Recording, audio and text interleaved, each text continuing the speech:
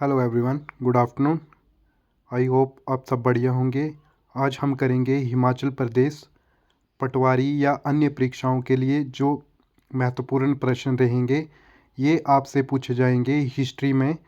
30 minute के लिए ये रहेंगे। टोटल जो क्वेश्चन रहेंगे वो 20 रहेंगे और 1 नंबर का 1 मार्क्स मिलेगा।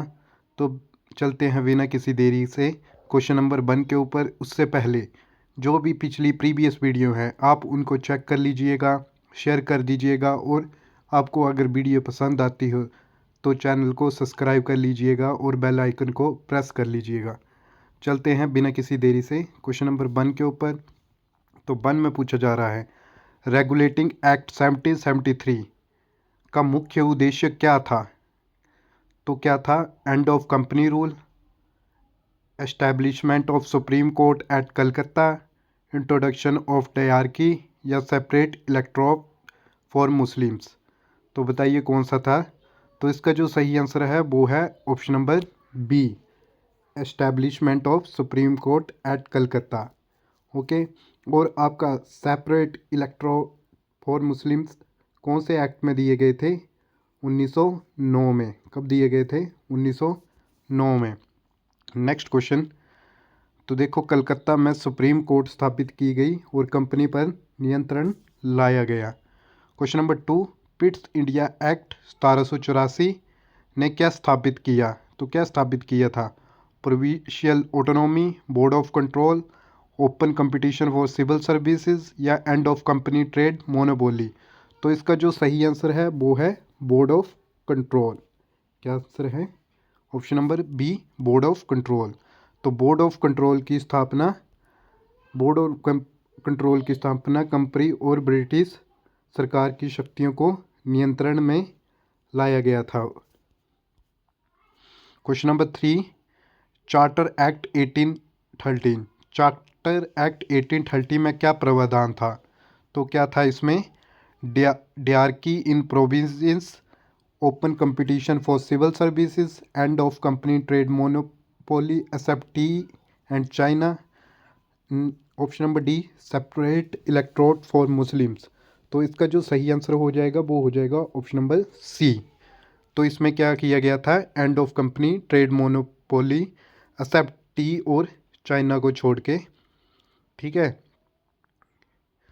कंपनी का ट्रेड मोनोपोली समाप्त हुआ। मिशनरीज और ब्रिटिश ट्रेडर्स को इंडिया में आने की अनुमति मिल गई थी। किस एक्ट के अंदर? आपके चार्टर एक्ट 1813 में। क्वेश्चन नंबर 4, चार्टर एक्ट 1833 का मुख्य प्रावधान क्या था? Governor general of Bengal become governor general of India, provincial autonomy, establishment of Supreme Court या सेपरेट इलेक्टोरेट्स। तो इसका जो सही आंसर है वो है गवर्नर जनरल ऑफ बंगाल। क्या बना दिया गया था? Governor general of India. ठीक है। बंगाल के गवर्नर जनरल को भारत का गवर्नर जनरल बनाया गया और सेंट्रलाइज एडमिनिस्ट्रेशन शुरू हुआ। ये किस एक्ट के द्वारा? 1833 के एक्ट के द्वारा। क्वेश्चन नंबर 5, चार्टर एक्ट 1853 का मुख्य योगदान क्या था? तो क्या था? End of company rule, open competition for civil services, diarchy in province या प्रोविंशियल ऑटोनॉमी। तो क्या था? 1853 था। तो इसका था open competition for civil services. Option number B, civil services में ओपन कंपटीशन शुरू हो गया था। कब? चार्टर एक्ट 1853 के द्वारा। अब इसमें क्या था? जो आपके हिंदूज थे, ब्रिटिश थे, पहले क्या थे? जो उच्च पदवी पे बैठते थे वो बेसिकली ब्रिटिश ही बैठा करते थे। बट इस चार्टर एक्ट के द्वारा क्या किया गया कि आपके जो हिंदू थे उनको भी मौका मिला कि अब ओपन कंपटीशन हो रहा था सिविल सर्विसेज में, तो कोई भी उसका जो फॉर्म फिल करने के लिए एलिजिबल था। Question number 6, government of India act 1858। Government of India act 1858 के तहत क्या हुआ? Introduction of dyarchy, end of company rule and transfer to crown, provincial autonomy या option number D, separate electorates. तो क्वेश्चन नंबर 6 में क्या हुआ कि जब गवर्नमेंट ऑफ इंडिया एक्ट 1858 में क्या हुआ था, basically end of company rule and transfer to crown. जब आपका 1857 रिवोल्ट हुआ था, ठीक है, उसको मद्देनज़र रखते हुए कंपनी का रूल को समाप्त कर दिया गया और जो बाकी जो आपकी पावर्स थी वो किसके हाथ में चली गई, ट्रांसफ़र टू क्राउन, जो क्राउन रूल आ गया था। Question number 7, India councils act 1909 Morley Minto reform, उसको क्या बोला जाता है, मोर्ले मिंटो रिफॉर्म 1909 के इंडियन काउंसिल एक्ट को। तो इसमें क्या प्रावधान दिया गया था, provincial autonomy, separate electorate for Muslims, dyarchy in provisions, and of company rule. तो बताइए क्या दिया गया था। तो इसमें जो दिया गया था आपका सेपरेट इलेक्टोरेट फॉर मुस्लिम्स, आपके मोर्ले मिंटो रिफॉर्म्स में, ठीक है, सेपरेट इलेक्टोरेट फॉर मुस्लिम्स लागू किया गया और काउंसिल्स का विस्तार हुआ। Question number 8, government of India act 1919 1919 के गवर्नमेंट ऑफ इंडिया एक्ट ने क्या स्थापित किया, provincial autonomy, dyarchy in provisions, and of company rule या सेपरेट इलेक्टोरेट्स। तो इसमें क्या किया गया था, डायरकी इन प्रोविंसियस। ओके, ये कौन सा था, इसको क्या बोलते हैं, जेम्स फोर्ड, जो इसका नाम दिया गया था रिफॉर्म को। इसमें क्या दिया गया था कि डायरकी लागू हुई, कुछ विभाग इंडियन मिनिस्टर्स को दे दिए गए थे। पहले क्या होता था कि जो विभाग होते थे आपके, जो जैसे रेलवे विभाग आ गया या कोई भी विभाग आ गया, वो किसके अंडर रहता था, वो ब्रिटिश के अंडर रहता था। बेसिकली ब्रिटिश के अंडर वो विभाग रहता था, जो ब्रिटिश मिनिस्टर वगैरह होते थे। बट अब कुछ विभाग इंडियन मिनिस्टर को दिए गए, किस एक्ट के द्वारा, गवर्नमेंट ऑफ इंडिया एक्ट 1919। अब question number 9, government of India act 1935 के गवर्नमेंट ऑफ इंडिया एक्ट का मुख्य उद्देश्य क्या था, end of company rule, provincial autonomy and proposed federal structure, separate electorates या एस्टैब्लिशमेंट ऑफ सुप्रीम कोर्ट।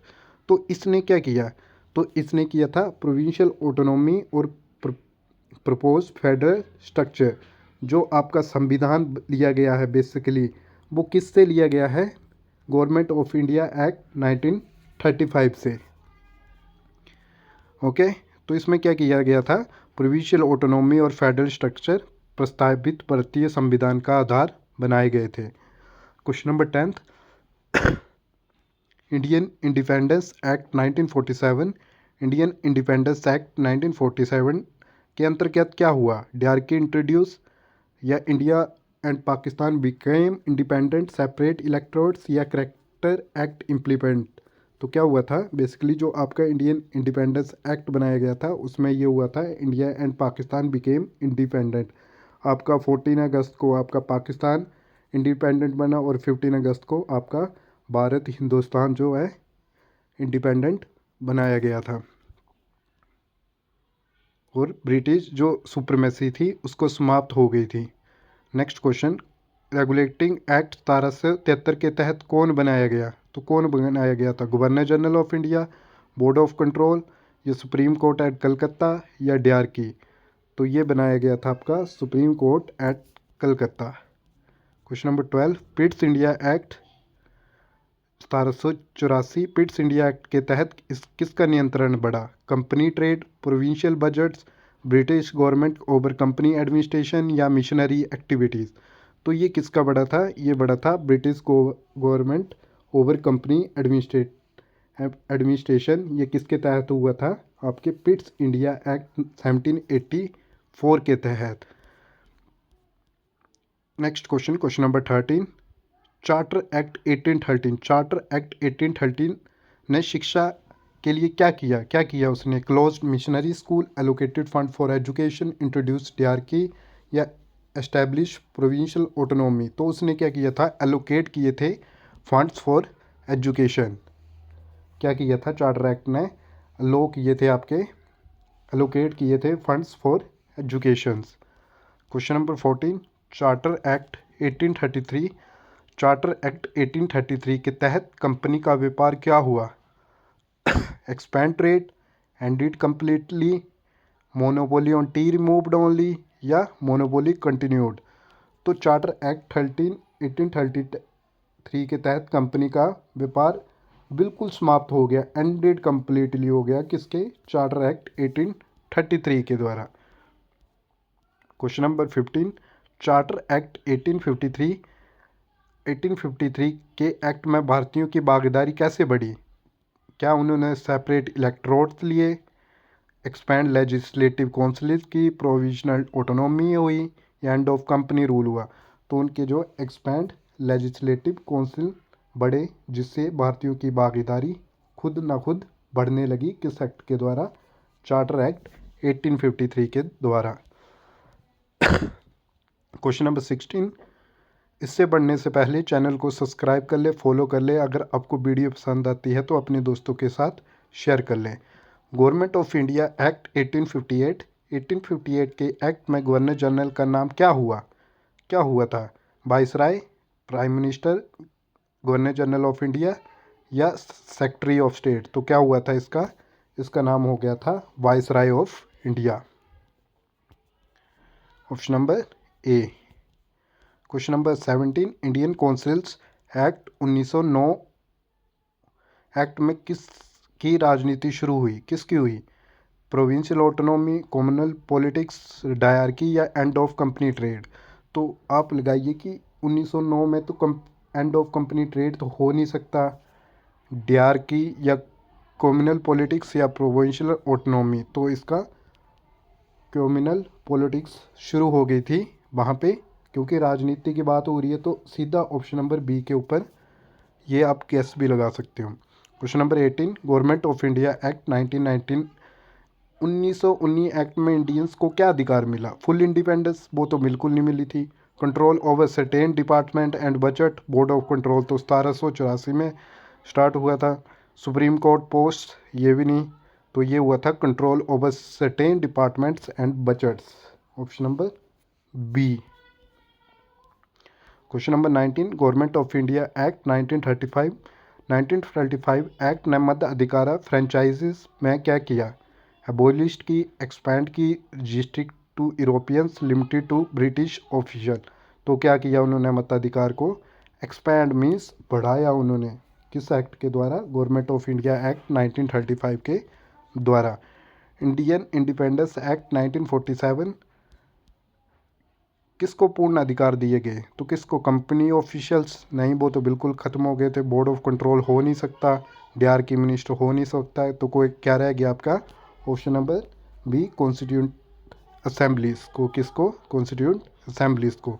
ये थे आपके 20 क्वेश्चन जो आपसे एक्ट से पूछे जा सकते हैं। तो बताइएगा आपको क्वेश्चन कैसे लगे, 20 में आपने कितने ठीक किए। अगर वीडियो पसंद आती है तो अपने दोस्तों के साथ शेयर कर लीजिएगा, लाइक कर दीजिएगा, फॉलो कर लीजिएगा, और मिलते हैं अगली वीडियो में।